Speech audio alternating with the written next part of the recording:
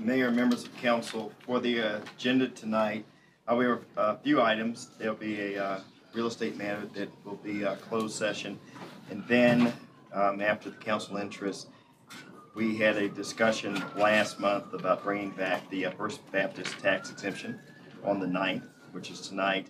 And then Ron Williams has a series of short presentations that are more or less updates from last month. The Better Block Initiative, which I won't steal his thunder, but we're very excited to have folks actually in town today to start that particular initiative, as well as an update on the Arts District and food trucks.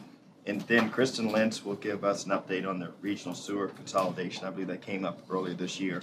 And Ron will end with an update on SIPSA post-2018. I would like to, Mayor, before I turn it back over to you, we had a very good, exciting day today. It was Youth and Government Day. It's the second time that we've had it here. Last year we had about 20 participants from both the public and private high schools across the city. We doubled that this year, about 40. The mayor greeted individuals at the beginning of the day. I believe the vice mayor and Councilwoman Williams stopped by to provide some insight, and we're very excited about the program and how it's growing. It's interesting because around this time of the year we talk about our summer internship programs, and the applications are already out, and we're getting a great response back. There are really two components to the Norfolk Emerging Leaders Program. One is what we call the Emerging Leaders, which are the 16 to roughly 19-year-olds. We have almost 400 applications for about 200 spots. So earlier this week I talked with staff about any chances of expanding those spots because of the great demand that we've had all up to this point.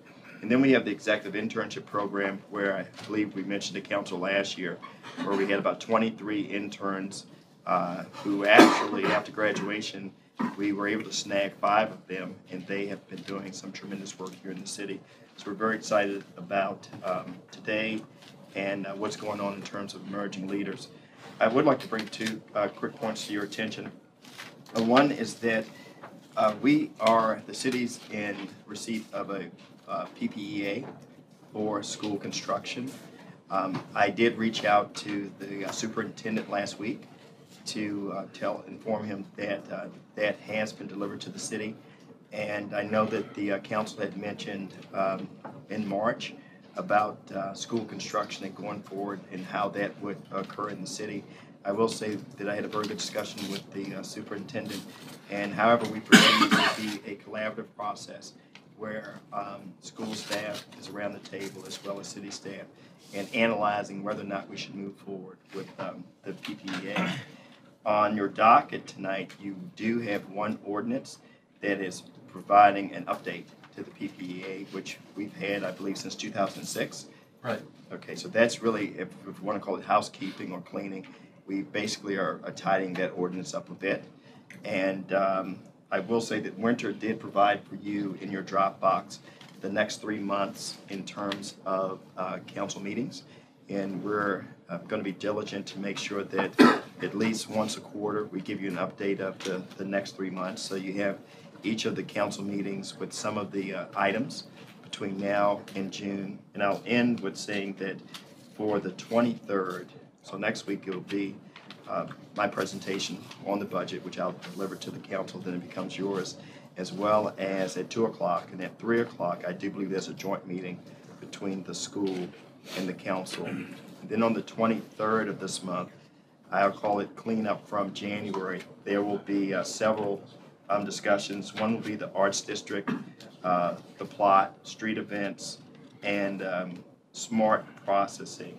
And when I say smart processing, there have been some discussions about code revisions and what can we do to make sure that businesses can go through our process as efficiently as possible.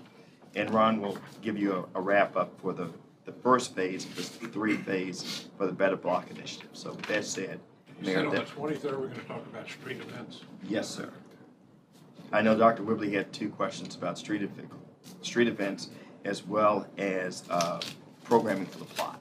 So we'll talk about both of those on the 23rd. I was going to ask tonight, but Okay. Okay. All right. Andy, anything? No, I just did it with Sabrina's, now I need to do it in public. yeah, a couple of things. was at a meeting last night. It was actually an NAACP branch meeting, and but there were several residents there from the Huntersville Barrard Park area, and I did not attend the last Huntersville task force, but they were shocked that there's no money for Barrard Park yet. And I told them, I mean, this plan has been going on for a good while, and I think we have to do something. It was nothing but the boxing or something. We have to put some money in the budget to do something for Barrard Park this year. And also at the Blyden Branch Library, I don't know who else has been called, but the young drug dealers are trying to take over the library. That's unacceptable. Because the next thing you know, you're going to have a child being shot. And so we just got to cut that off right away. I mean, all means, whether it's sports or whatever, we got to cut it off. Okay, that's it. Thank you. A couple things. That I've talked to the manager about it, but I want him to say it on television. We have to be sure that that signal at the New Wards Corner, when they open that center, is ready to go. And I know there are lots of reasons that, I don't know whether Andy, I had a meeting out there, and some bureaucracy about getting designs and ordering poles and what have you, but I think they're talking about spring opening the new shopping center at Wards Corner. So whatever it takes. I know there's some procurement issues, and I mean, the developer even had a design and a bid, and it's significantly less than anything we can get, but I understand the reasons for that. But maybe we got to get a little innovative, or somehow we got to have it ready. It's a big deal for that part of our city. The spring of next year? It's spring of next year. It seems like we could. Anyway, I heard a lot of reasons why we might not, and we've talked about it. Sure. Then I can go back to the tape and say, Sure. nodding his head. So, I'm working with Ron Williams, and we hear you loud and clear, working through it. Yes, all the issues. The other thing- Mr. Kiefer, who's got to work. Kiefer, Rob, yeah. Then you got to get through this. There's some common sense things that I guess we can't do that could save us money, and I'm sorry that that's that way. And maybe when we get through the budget, we can talk about ways that, you're talking about public-private partnerships with schools. Maybe there are ways that we can deal with the private sector and getting things done and save a lot of money. And that's one specific way that I've heard that we could make a significant savings. But that's neither here nor there. The other is, are we going to get a report out on the Norva incident and what's happening over there, and what, other than what we read in the paper? And I mean, this is evidently too many people there or whatever. So, and whether we've had incidents at Norva before, I don't know. But I know when we had something at the Granby, we put the lever down, the hammer down pretty hard. And I think the Norva had to be the wrong people at the wrong time. Those persons who were the perpetrators, were not in attendance there. Right. Yeah. And we just need to dig into it, because that we have a perception that we need to not fuel any about being downtown at night. I'm just glad it didn't happen. We had the NCAA tournament here, or the MEAC. It would have made us look awful, and we do need to clamp down. There are certain parts of the city that you just need to clamp down on. This is where people who come for conventions and out-of-towners go, so, Well, the other part of it too, and I was going to bring this up, to have 1,400 teenagers. Right. I mean, just think about a high school. That's the average size of one of our high schools. And you have operators who are not used to dealing with teenagers or don't know the aspects of some of the dynamics of mixing different types of teenagers together. And it can bring a negative element, because if they know that there's a certain group of teenagers that are going to be there. And I think that 1,400 teenagers at one event is pretty big. And once again, with an operator who probably knows nothing about teenagers. Well, I mean, they're used to running concert, and I'm not blaming the Norva. I just think we should be very careful with and having an event where you can have that many teenagers together. I mean, just look at a cafeteria at a high school with 500 teenagers in it. At any time, it could blow up, and most people, like in my business, we know the players, we know who to watch for, and that's hard to control. And I recommended even getting parents involved in this, and the operator could pay parents to come and be chaperones, at this event. They know what's going on. They know who the players are too. But we've got to find a way to. 1,400 teenagers is a lot. Look at what we had to do with our basketball games for security reasons. Okay, so you're going to get us something? Yeah. Take that very, very seriously. That's all I have, Mayor. Angela? Mr. Burdick kind of stole my thunder there on Borough Park because we had a great presentation from Parks in some of the things that were going on in Borough Park in terms of the plans.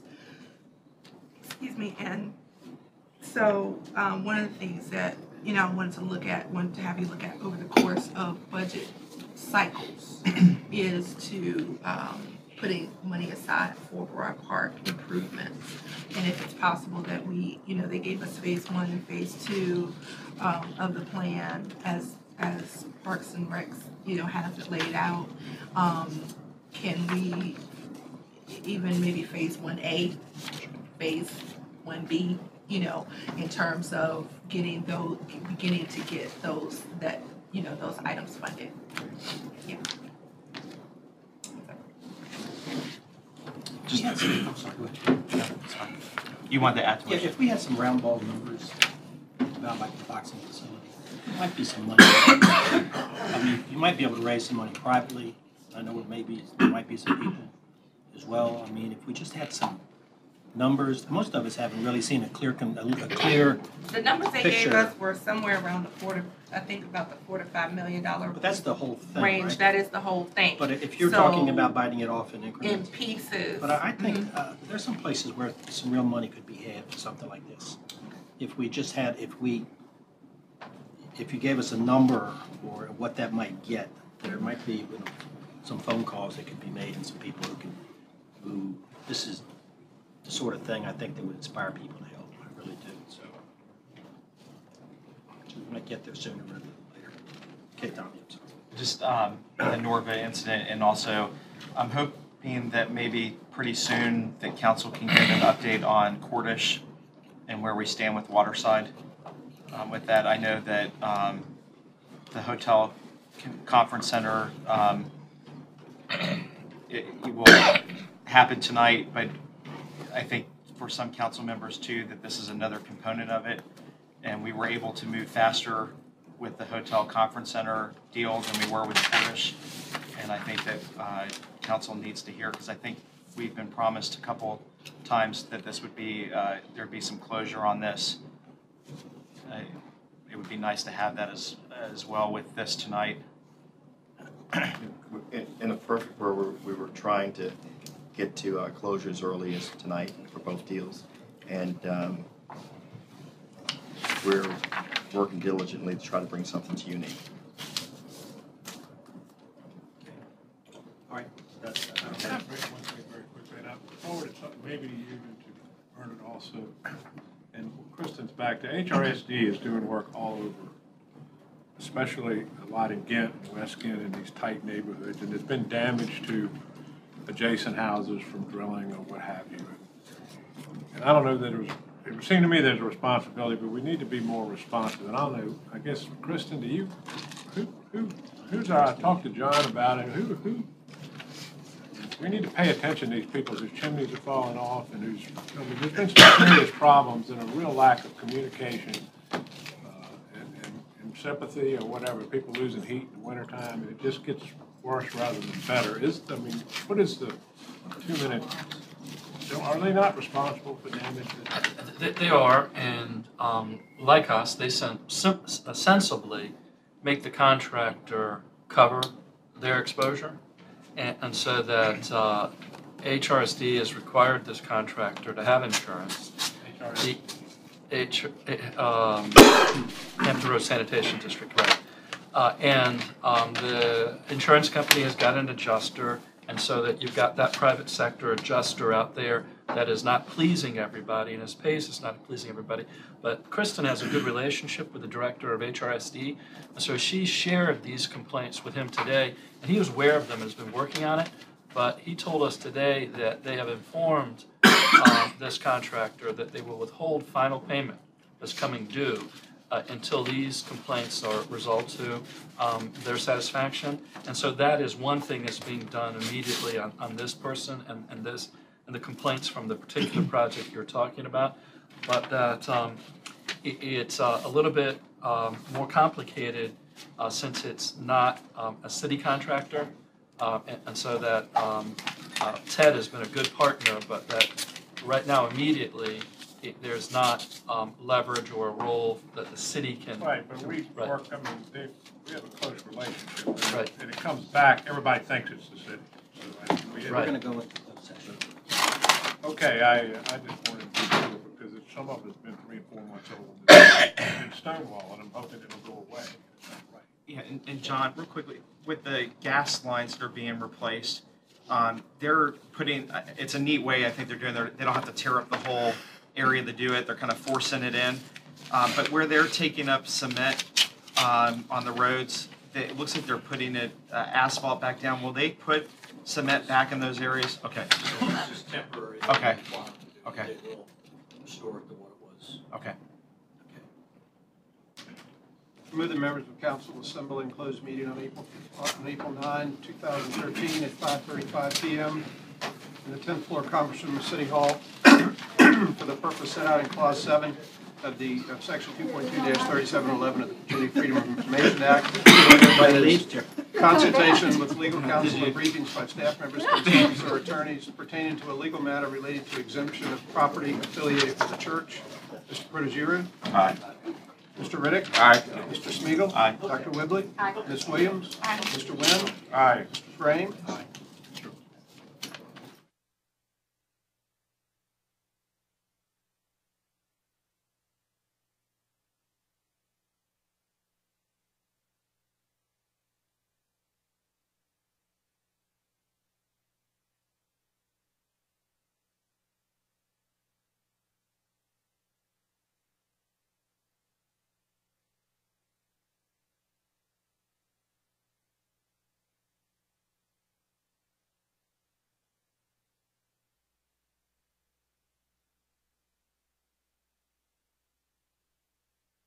We had an emergency meeting on Thursday with the Civic League in Lakewood, and your officer was very kind to spend a great deal of time with those citizens.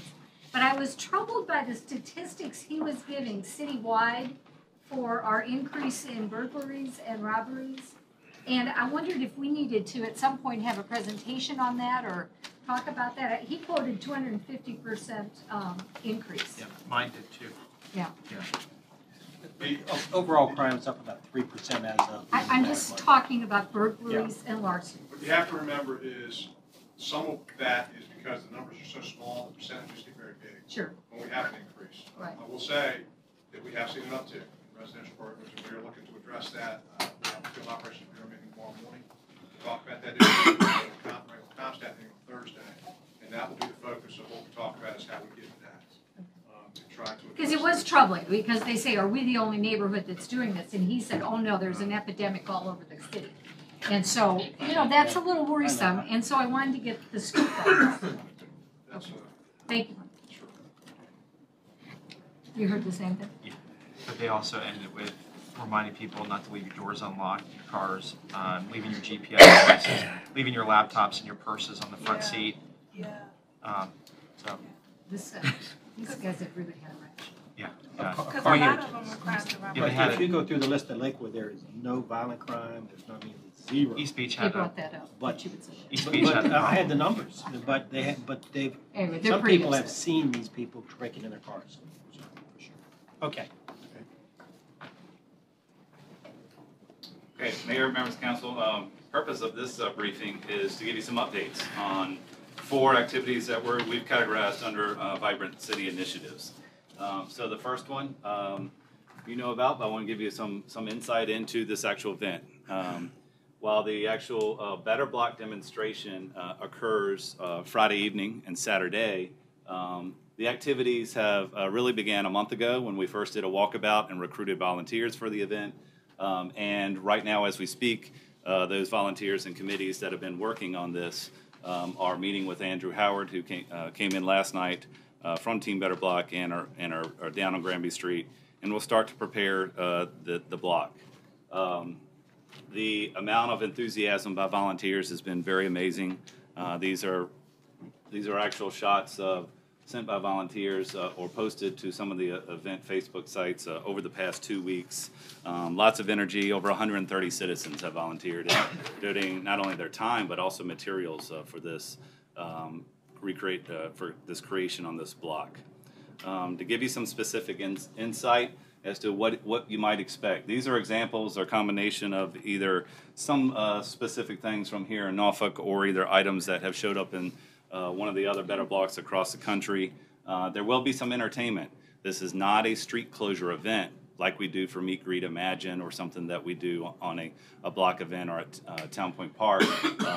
But there will be entertainment because we would hope that in the future on a Friday night or even a Saturday afternoon that in this area you might expect some entertainment. The public art, you saw some preview of that on the previous slide that the community of artists in our area are very excited about and are strategically going to place that starting Friday morning. That we have an inviting street, that the experience of walking down the street or bicycling on the street is different than what you see today. By the way, we will not be putting bikes on telephone poles. And that placemaking, there are opportunities to when you're there that's an interesting place, that you want to go to the shop, that you want to stay there. Andrew will be taking metrics on traffic speeds, on the number of vehicles, and then on some other things about what might make a good place to live, work, and play. How many people are holding hands? Is there anybody kissing? He's actually done this when they did it at the Alamo. The Alamo wasn't a place where you ever saw anyone holding hands. Yet the way that they brought the tribes and the community and the government together to have an event there, they saw it as much more park-like, perhaps, than some of what we typically saw there. So PDA is park-like? Yes. Public display effective? Yeah. That's supposed to be good? You used That's to get good. boned for that, young man. Yeah. That's pretty great.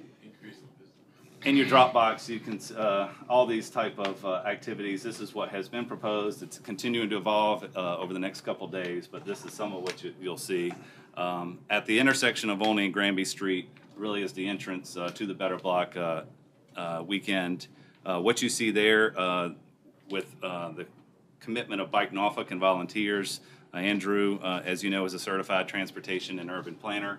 We will be testing out what's called a Dutch intersection. This gives a safe opportunity for bicycles or even pedestrians to cross an intersection without changing the geometry of that. We'll give you some feedback on that outcome later, but there are none of these in the United States. So Andrew's going to test it out here to see if it actually is something that is implementable with flow investment. We'll be activating the street, and then there's several vacant buildings there, specifically the Texaco building and the two next door next to the salon that exist there on Wilson Avenue. There will be pop-up shops in there. The Zed parking lot will actually be more like a park that you might see in the future. So that's just some highlights and flavor of what you'll see later in the week. We hope you can make it out for either Friday night or Saturday. So obviously that activity is taking place in the proposed Arts and Design District. Just want to keep you up to date on progress that's being made. The question has been asked, could we just name it? And I would argue that the discussion at the council level, essentially that's happened, that you have expressed that you want to name the district an Arts and Design District. However, some of the activities that you might expect to occur in an arts district currently aren't permitted in our zoning uses. And so the Planning Commission has a role. They will have before them recommendation from staff to change the D4 downtown district, to rename it, but then also to add new uses such as studios, both arts and dance, consignment shops, antiques stores, those types of activities and uses that you would expect that aren't allowed now. That ordinance should come to you then in May. Parallel to this, as you know, we engage Urban Design Associates to establish a streetscape plan and connectivity to the rest of downtown, as this is a natural extension of our previous 2 downtown development plans. We held a stakeholder workshop on March 14th. We've also held a staff workshop with UDA. And we'll be continuing to have input sessions through April with the idea that UDA is going to deliver a plan to us by June. Since our March update to you for downtown food vendors. Can I ask you a question about the Better Block first? You said we were going to use the parking lot there for the old Zed parking lot. Yes, sir. Is that just for that one day, or are they going to give us just for that one day? Okay. Everything is taken down by 5 o'clock on Saturday, so it's a temporary. Yes, sir. Yes.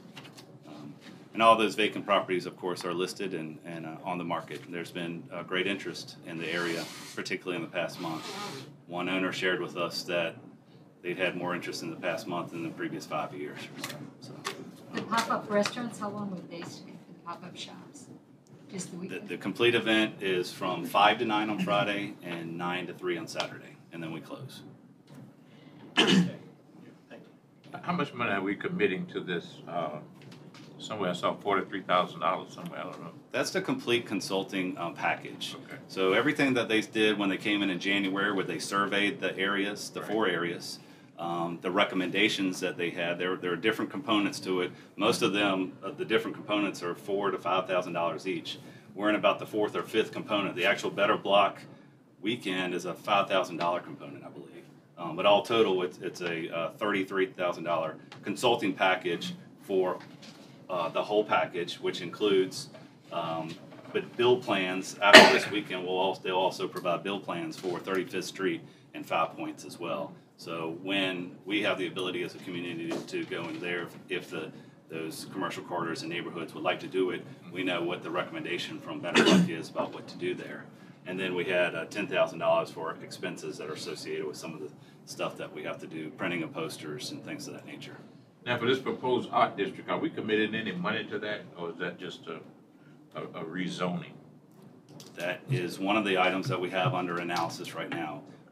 We have the opportunity and have the authority in state code to provide incentives. They can be as simple as streamlined processes.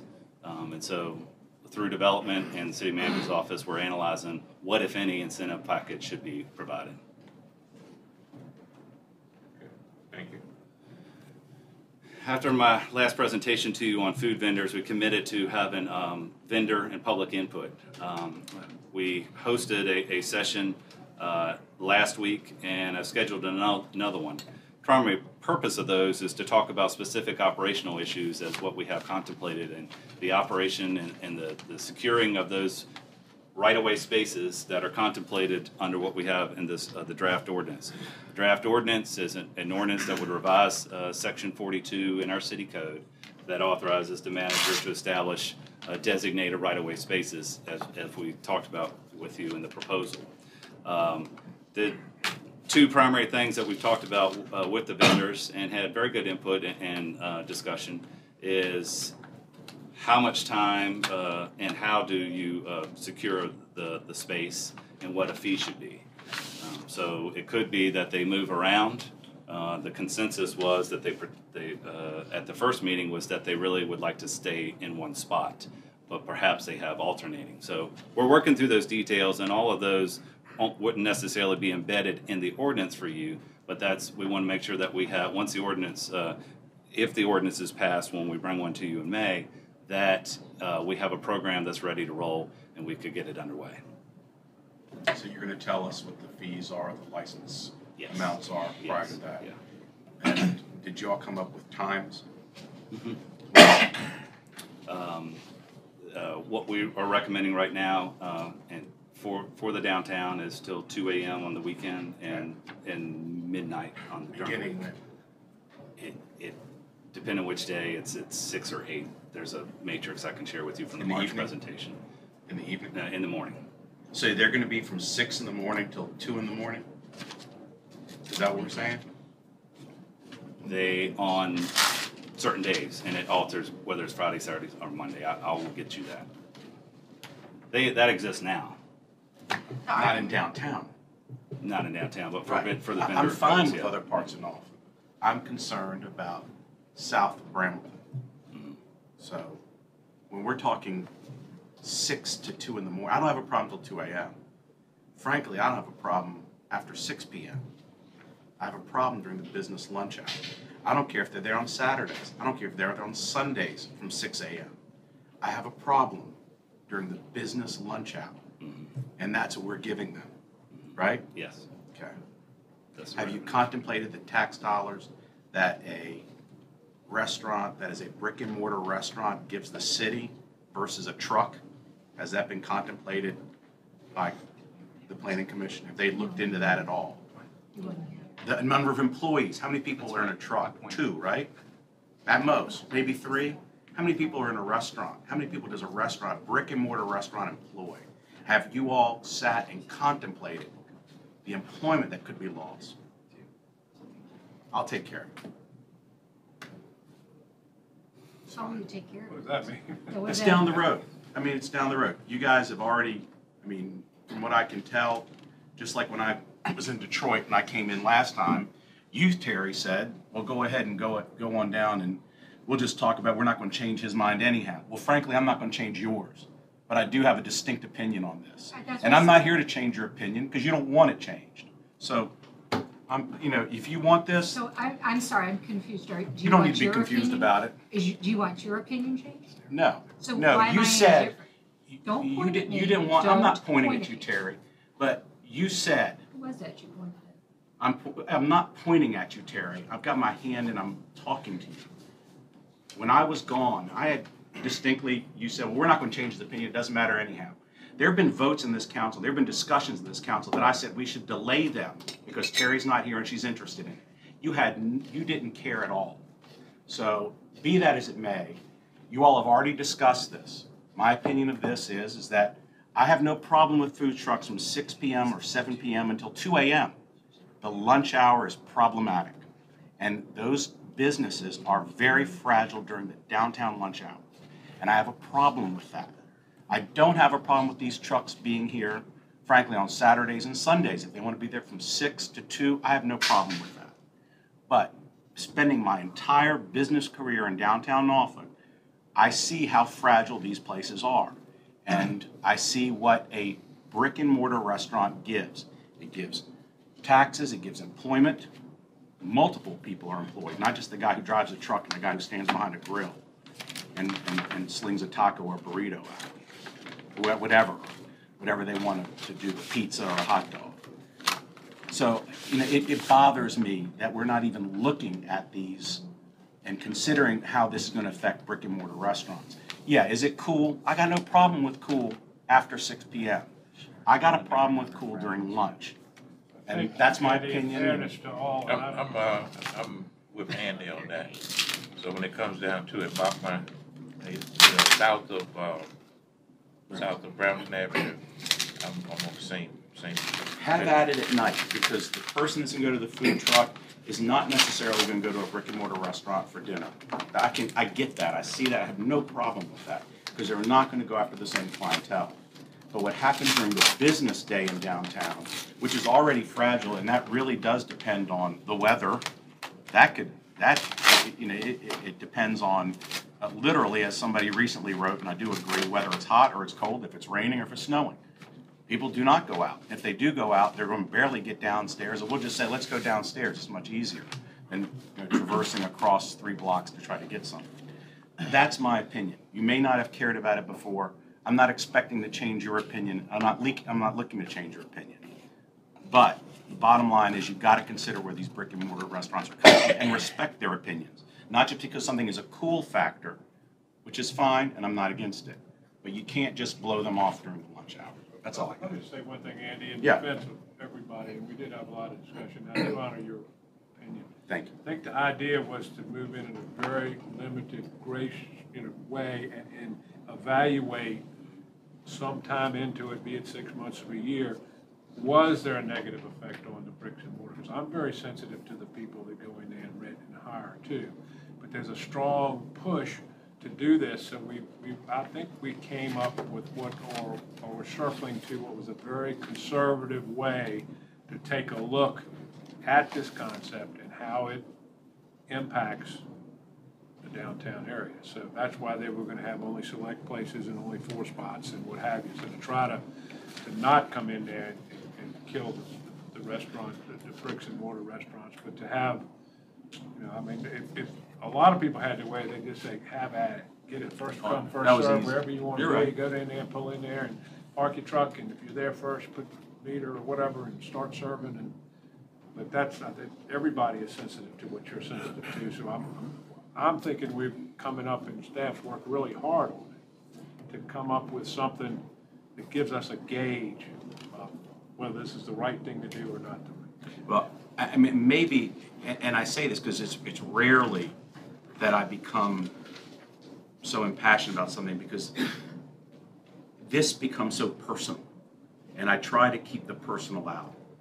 But I spent, my life, what was coming home from the restaurant, what was dinner.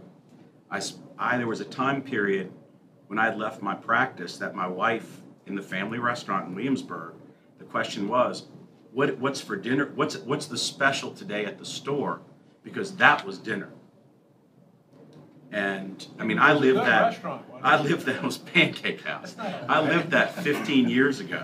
That's not that long ago. And that's at the same time that I can tell you my subscription to the Pilot was 19 cents. And I canceled it because I didn't know if I could afford it. So I lived that when I started my own practice.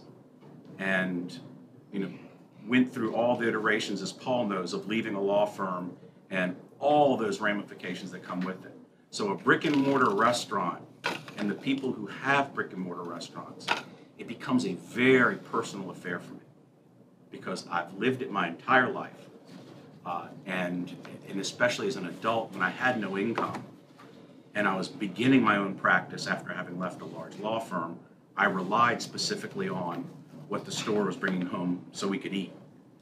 And so I get that margin, I get how tight it is, I understand it, and it really, but I've said my opinion. I'm glad this has come up, and I'm sorry I got on you, Terry, but I just thought that with regard to, when I remember that we talked about I want to say it was the bees issue, and you weren't here, and I said we shouldn't talk about it anymore.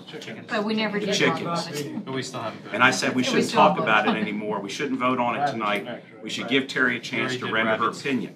Andy, though, actually, So I in took it fairness, we personal from really you. did say that we wouldn't vote on it officially. We would come back and talk about it again today. Well, Because I knew that But I understood that. it was important. But your opinion mattered to me on that. Now, granted, we were on the same side of the issue. Right. But when I heard that you weren't going to change my opinion, and I was going to change yours, I saw that as very disrespectful to me. And so not only is the topic an impassioned topic, one that I've lived my entire life, the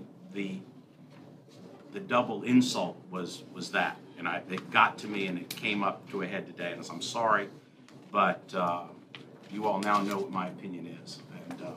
And I'll be prepared at the time of the vote to express it, hopefully even more While you guys more were appropriately. having your conversation, and thank you, Andy, for sharing your opinion.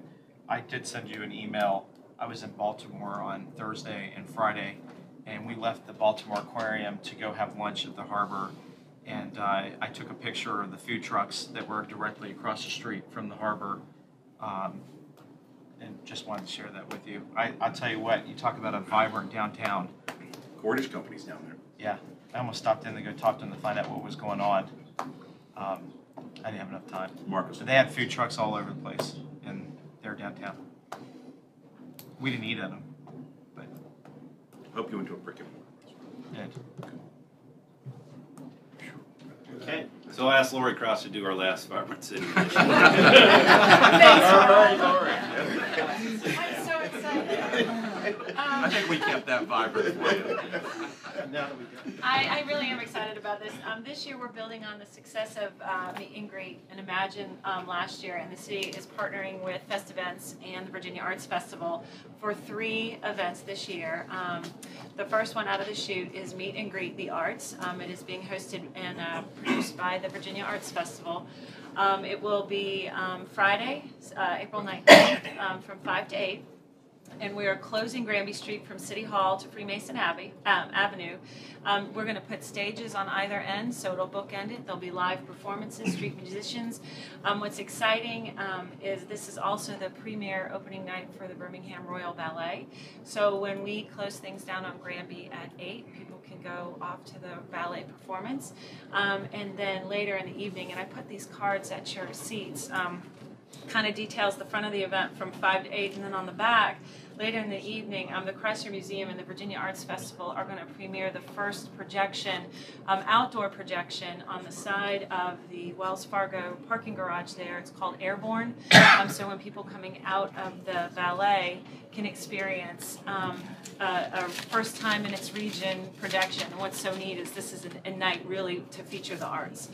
And so we're pleased to be working with them and Karen and Rob. It's been a lot of fun planning this event, and that will take place on Friday, and then we're working on 2 other events. I've committed to the manager 3.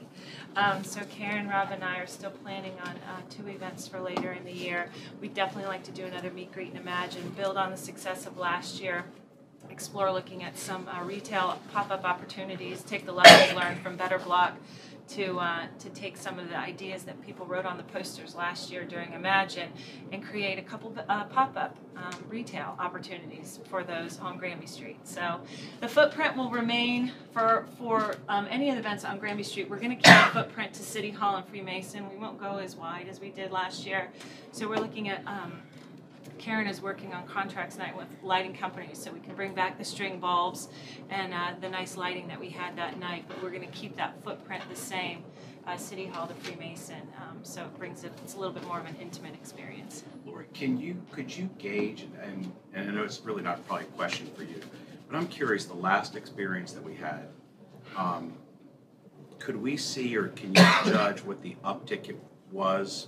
Could the businesses on the street tell you how their night went after that, the brick and mortar places that remained open into the evening? Oh yeah, Stir Siegfried was a great, I mean, he said to me, and I will share this with you, and if he's watching, sorry Stir, he sent me an email. We had closed, if you remember, that one line from Freemason up to Charlotte because of 456 Fish, and he had asked that so he could get his valet, not a problem. He sent me an email the next day and said, if you do another one, take it all the way, because his restaurants were packed. We were cleaning up still at 11 o'clock at night, and 219 had people in it. Havana had people in it. AJ Gators was packed. I mean, I think they're all excited because they know the possibilities of this, and this is going to be neat. There will continue the music and the performances after we reopen the street. There'll be people just walking around playing, so the experience will be there. The lights will still be there, and so the businesses stand to benefit, and they've been really, really supportive. I think there were some real skeptics the first time we did this. I mean, could you pull it off? And it just exploded. I mean, it was terrific. And I was at 219 and couldn't get a table. I mean, the place was jammed.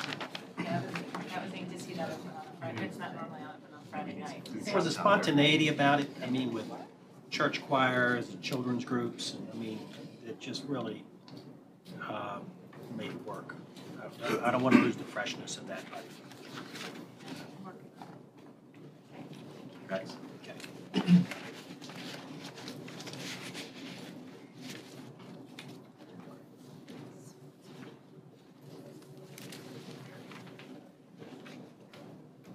Good evening. The purpose of my presentation this evening, let's see if I can do this right, is to provide you with information about the regional wastewater system consolidation study that's currently underway, and we're not asking for any council action at this time. There's the possibility that further consolidation of the region's wastewater system may be more cost-effective for Hampton Roads residents and businesses.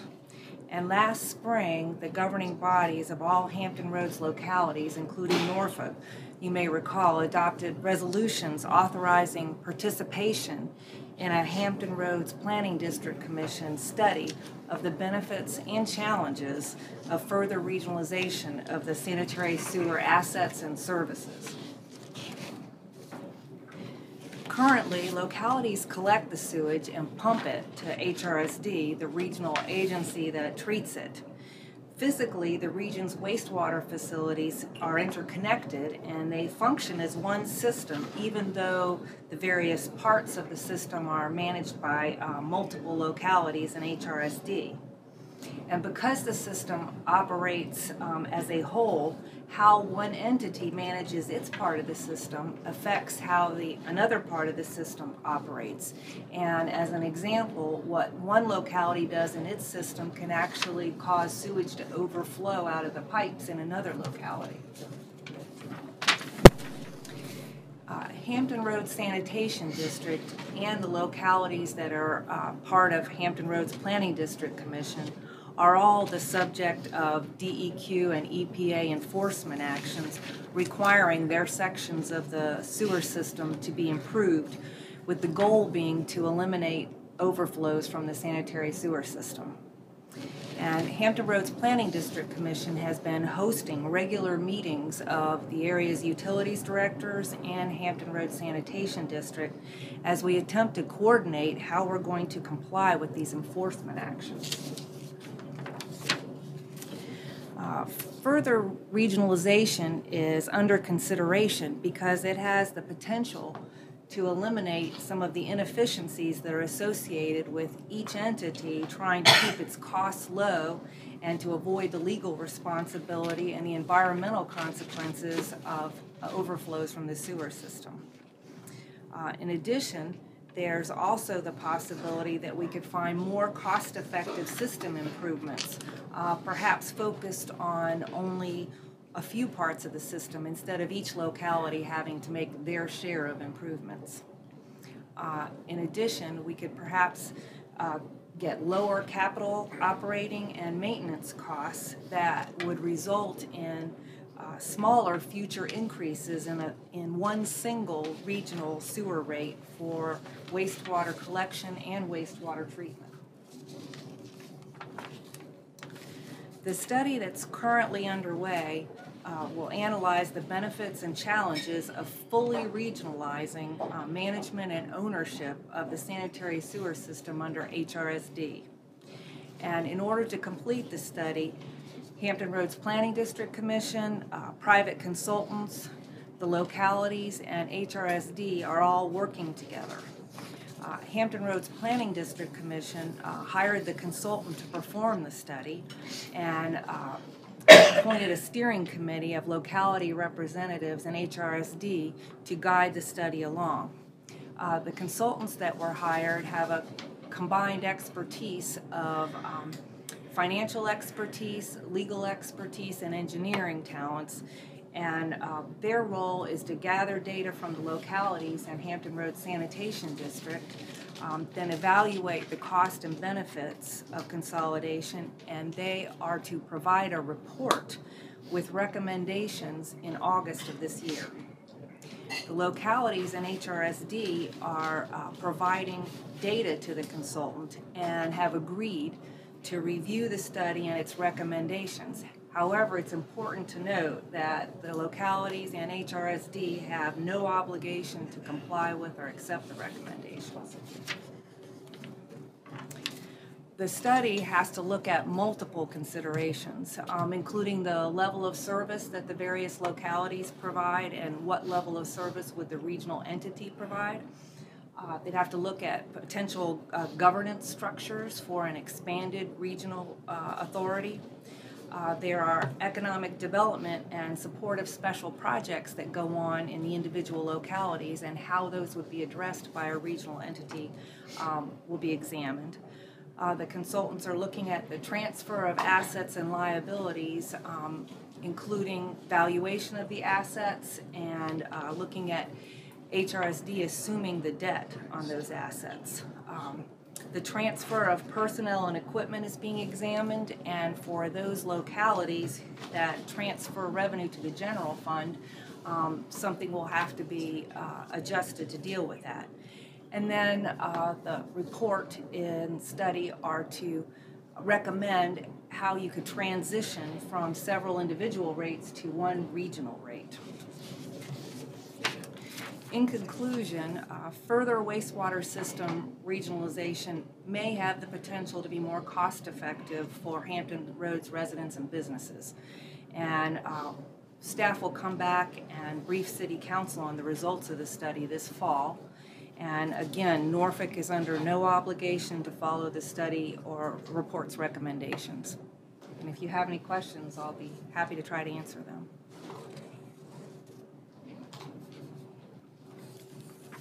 Loud us again. Very easy. Thank you. You make water. So have the controversy we can't stand. Here comes Ron again. Okay, this is not vibrant. You guys can. We'll make it more exciting. Yes, we're going to stick in the regional realm right now and come back with an update to you that we first discussed with you last summer, and that is post-2018 solid waste disposal. We provided an update on that, and you authorized the city manager to work with the other chief administrative officers that are members of CIPSA on what would happen in the future for municipal solid waste in our region. Just as background, to recall, to remind what we're talking about here, when we talk about CIPSA, Southeastern Public Service Authority, and what it provides to us, that's the disposal of our trash, our solid waste, municipal solid waste that you put in a large green can. So what we do as a city, we collect at the curb for recycling and solid waste in the green can. We contract for recycling or for the collection with TFC, but we collect it, the solid waste, and take it to a transfer station. And at that point, CIPSA takes over based on a user agreement for the disposal of that solid waste. If that solid waste is processable for waste to energy conversion, which is a majority of it, it does go to waste to energy plant over in Portsmouth and Wheelabrator. And this is a contractual relationship that CIPSA has with Wheelabrator. Or they take it to one of the assets that CIPSA has, which is a landfill. The residue from the waste to energy contractually also comes in as ash to the landfill, which is the greatest asset that CIPSA has. There are three key pieces. So I mentioned collection, disposal, and then there's governance. And there are different roles and different opportunities for why you have to have a discussion about that. The CIPSA is established by the Virginia General Assembly. It's an 8-member organization, which is the 5 core cities of the south side of Hampton Roads and the 3 western counties. We have user and support agreements between CIPSA and the members that expire in January of 2018, and that's why we have to have this discussion at this point. Similarly, on that same date, the contract with Wheelabrator and their waste to energy processes expire on that date. The organization, CIPSA, does not go away. It still exists in Virginia Code, but what we do collectively, number one, as an individual locality, but then collectively as members of the organization, is have to ask the question, do we continue to use that opportunity and the assets which are currently resting with CIPSA as an organization? The assets include, of course, the landfill, but also the vehicles, the operations, and the staff that exist for that operation. You may recall that we mentioned that the CAOs over a year ago, but nearly 18 months ago, engaged SCS Engineering to evaluate potential scenarios for managing the solid waste post-2018. They looked at how you could organize, what those alternatives are, what emerging or existing technologies are there, disposal options, which include, of course, waste to energy and straight landfill, short and long-term strategies and cost, and the cost implications to each individual locality. After each individual locality did get the concurrence of their local governing body to work collaboratively over the past year, the CAOs established a technical committee mostly made up of deputy city managers, directors of public works, to look at all the issues related to this, not only in the disposal, but also the collection and also the governance. Those three key buckets. The general consensus is at this point is that we should move forward with a cooperative regional approach, and that it's a superior alternative. That was what our recommendation that came out of the SCS study that we had individually for Norfolk as well. And that's because the waste to energy and landfill disposal can only be provided by one company in Hampton Roads.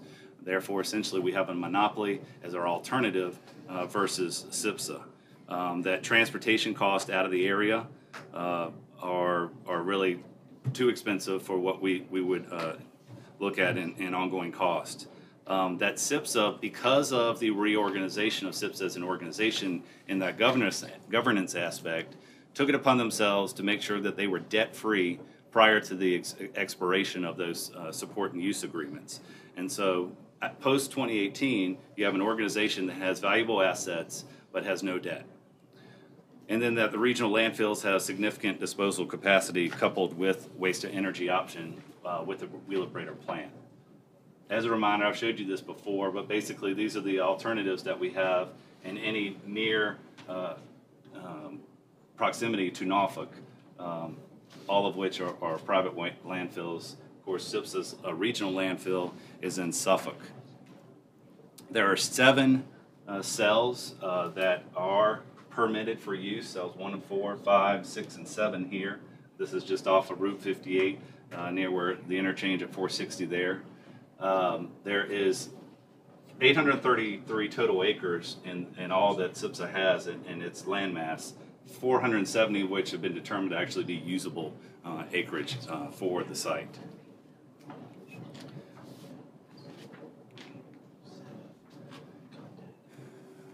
An analysis that's been recently done by SIPSA and HCR engineers on their behalf looked at, well, what is that capacity worth in time?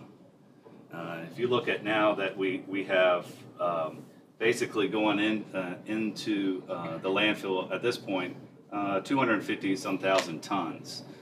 If you look at that, this basically gives you the tonnage per year and the opportunity for continued use of that for cells 5 and 6, which are combined use, 7, which is our last permitted cell that has not been utilized yet, and then these could be for future cells for that other acreage. If you look at 500,000 tons, for example, that we have longevity several decades out, and all total we have almost nearly 100 years of use for what we have in that asset. Last summer, when we brought this to you, we established principles before we went in and discussed with the other localities. I'm not going to go over all these, but in general, most of those principles that we established for accountability, for looking for minimal financial risk exposure, particularly that we wanted equal tipping fees because currently not all members pay the same tipping fee. Suffolk does not pay a tipping fee. Virginia Beach will start paying a full tipping fee by 2015, but they have not in the past. And that we needed to look at governance. These are the highlighted areas that have been identified by the CAO's technical committee. They agreed that we need to look at board membership. However, it's contemplated that any change by General Assembly needs significant input, and the current board makeup was done purposely, that they have gubernatorial appointees and the local governing body have their appointees, and that the outcome of that change in their membership has been productive, particularly because SIPSA operates as a much more efficient organization as today. The governance, depending on what type of membership we have, whether or not all localities agree to continue to use this organization, will need to be addressed. That we have a new use and support agreement. Now, I have that singular there because currently we have individual use and support agreements, and that's in part how we arrived at having different tipping fees per locality. So we had discussion about that we should consider a joint use and support agreement that all localities are a party to. We have to look at how long-term debt would be handled in the future, post-2018. There was general consensus that equal tipping fees is definitely what we should have moving forward.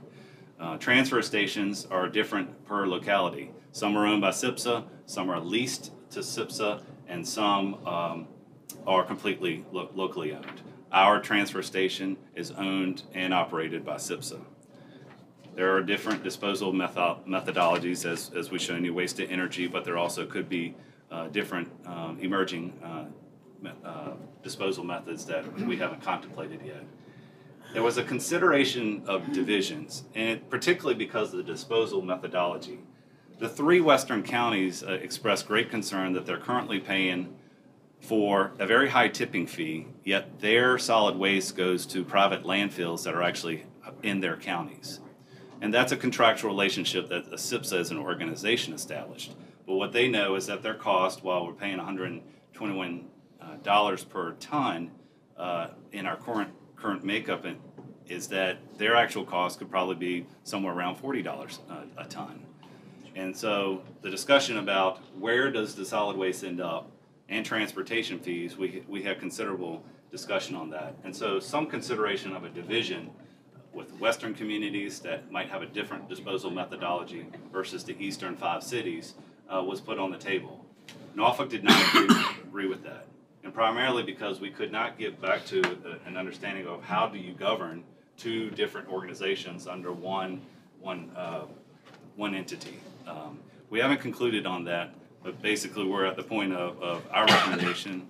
Virginia Beach, I believe, is similar in that it should be one organization, one membership, with one governing structure, and you're either in or you're out. The 3 last issues here.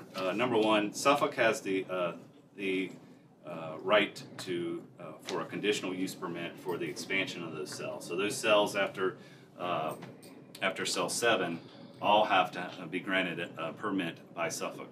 Related to that, Suffolk has an adequate public facilities ordinance. What that means is that Suffolk, for the approval of the permit, might request that an adequate public transportation facility be contingent upon their approval on the permit. What they need at the landfill, and Chesapeake and Suffolk have advocated for this, is approximately $20 million interchange. Collectively, the consensus is that that's not something that SIPSA should take on as a debt burden, and that should rest with the Transportation Planning Organization of Hampton Roads, and that we would collectively advocate that interchange be added to the Regional Transportation Improvement Plan. Suffolk also has been privy to paying no tipping fees because they were the original host of the regional landfill. What we collectively agreed to was that everyone should pay the equal tipping fee, yet the city of Suffolk should receive a host fee for hosting the landfill. The methodology for that host fee is yet to be determined, but collectively we agreed that. And then that we should establish rules for a right to withdrawal. Currently, as it stands, and there was special legislation in the early 2000s by the General Assembly that basically said you must pay all your debts or obligations to the organization in order to have the right to withdraw. We need to contemplate how that would be moving forward. So I'll go over these because each individual locality has been asked in the second quarter of this year to pass a resolution to basically declare a non-binding resolution by the governing body whether you want to move forward with a SIPSA-like organization. Our recommendation is that yes, we believe that the assets and the collective an organization like SIPSA is the most appropriate for a city like Norfolk that does not have the ability to establish its own landfill within our boundaries and is challenged with what other alternatives are. And so we would recommend that we bring a resolution to you in May for non-binding, basically showing your regional commitment for continuing to the discussions that would then move into a phase where we would establish new user agreements with the user agreement joint with the other localities. What this would give SIPSA is the ability, number 1, to understand that they have in 2014 a contract extension opportunity with Wheelabrator. It would give them some sense of what does the future look like as they contemplate whether or not to extend that contract beyond 2018. Secondly, it would give them in their operational activities, the purchase of vehicles, the hiring of staff, things of that nature, some confidence about what does the future look like post 2018. Okay. So, Any, well, Mayor and Council, so with Ron's presentation, even though you heard 2018 several times in 2014, it's basically by June 30th. This resolution would be important because it would be the ticket for the entry to continue the discussion. So we'll have something before the council within the next, in May, for us to continue the discussion.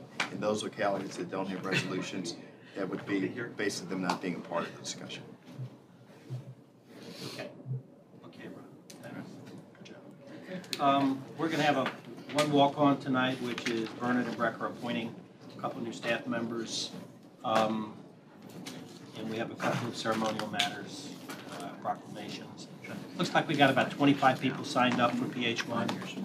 So we'd like to get going. I don't know. Pro and con, so that's about right. There are little cookies right on the counter Okay. here. So if we could start right at, 7. You asked the right person. That was a pretty good sign. That was a pretty good sign.